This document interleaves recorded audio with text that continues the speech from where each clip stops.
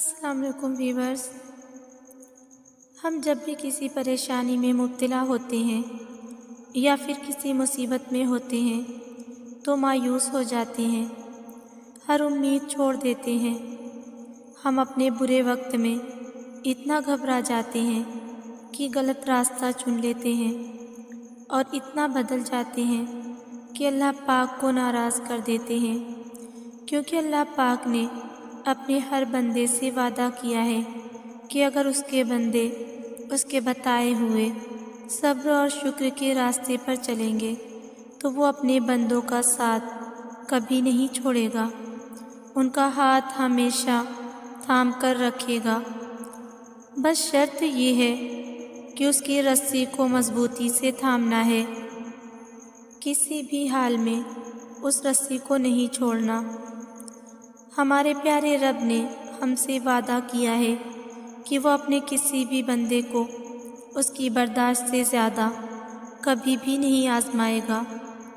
اگر ہم آزمائے نہیں جائیں گے، اپنا امتحان نہیں دیں گے تو پھر اللہ پاک کی قربت کیسے حاصل کر سکیں گے؟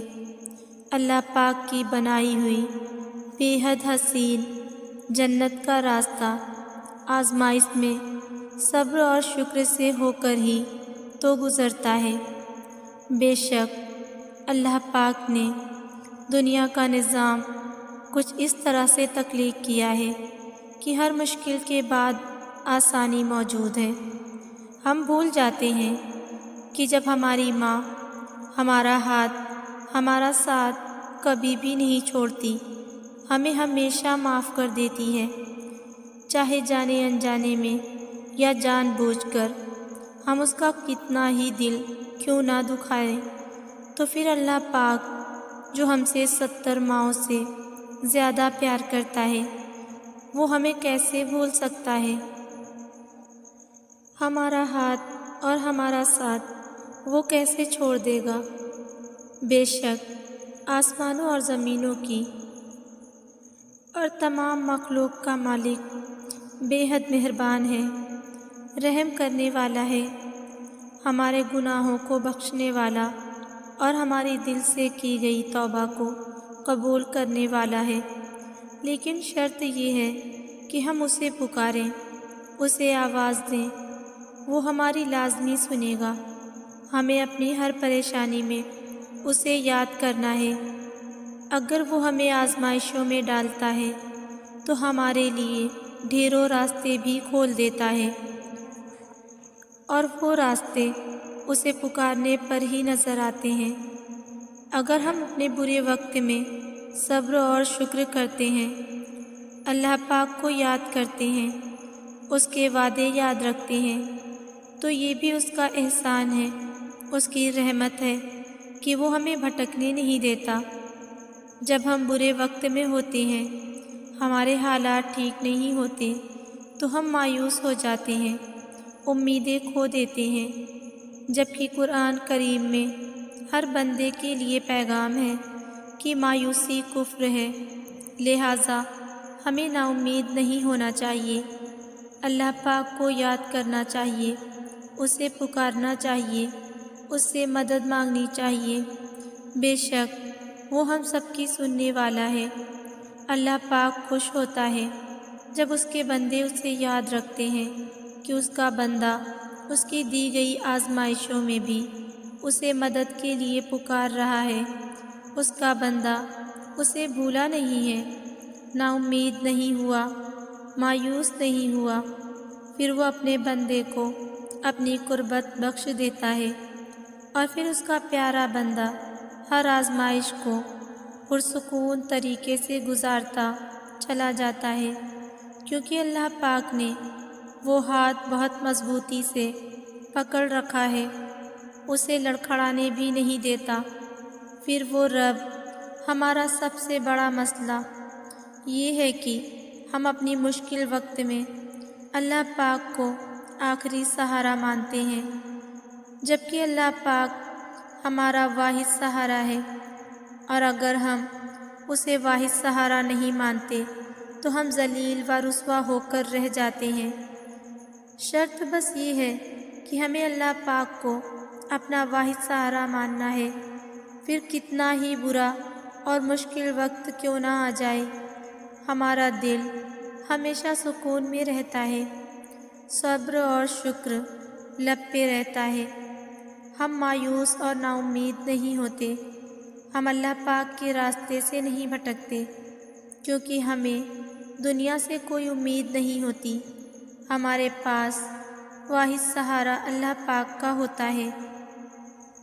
میں کبھی کبھی حیران رہ جاتی ہوں، وہ کیسے خود سے خفا لوگوں کو، خود سے روٹھوں کو اپنے پاس آنے کے بہانے پیدا کرتا ہے۔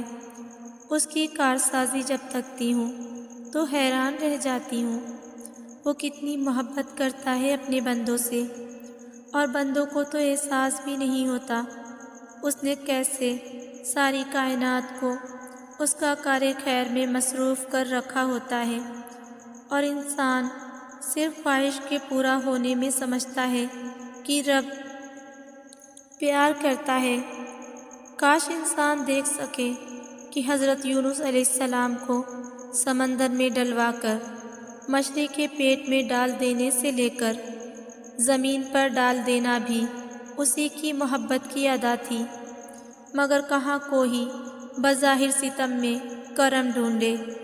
ہم تو جو اس کی عطا کو بھی سزا جانے، اس کی رحم کو بھی جور و جبر سمجھے، ہم کب جانیں گے اس کی محبت کے انداز؟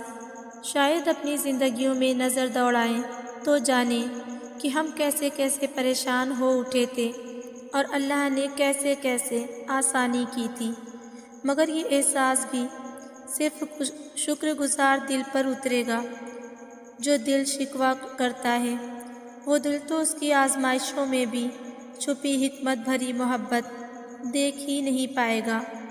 یقین جانو، رب سے بڑھ کر تم سے، مجھ سے سچی محبت کوئی نہیں کرتا، خود ہم اپنے آپ سے بھی سچی محبت نہیں کر سکتے جتنی اللہ پاک کرتے ہیں۔ اللہ نے ہر کسی کی تقدیر بہترین لکھی ہے۔ دیکھی ہے کبھی اللہ کی بنائی ہوئی کوئی چیز نامکمل؟ دیکھا ہے کچھ ایسا جو اللہ نے بنایا اور اس میں بہتری نہ آئی ہو؟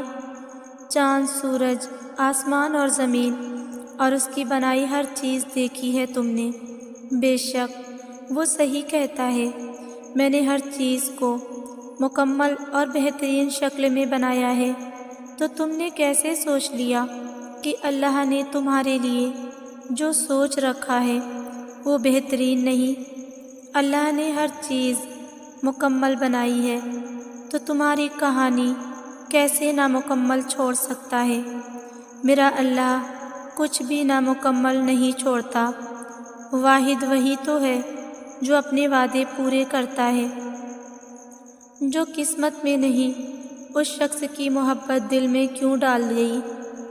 جب خدا کسی کو اپنے قریب کرنا چاہتا ہے نا، تو پہلے اسے عشق مجازی، عشق میں بندے کی محبت میں مبتلا کرتا ہے، اور جب انسان وہاں سے ٹوٹتا ہے نا، وہاں چوٹ کھاتا ہے نا، وہ زخم بھرنا، وہ سیدھا سجدے میں جا گرتا ہے۔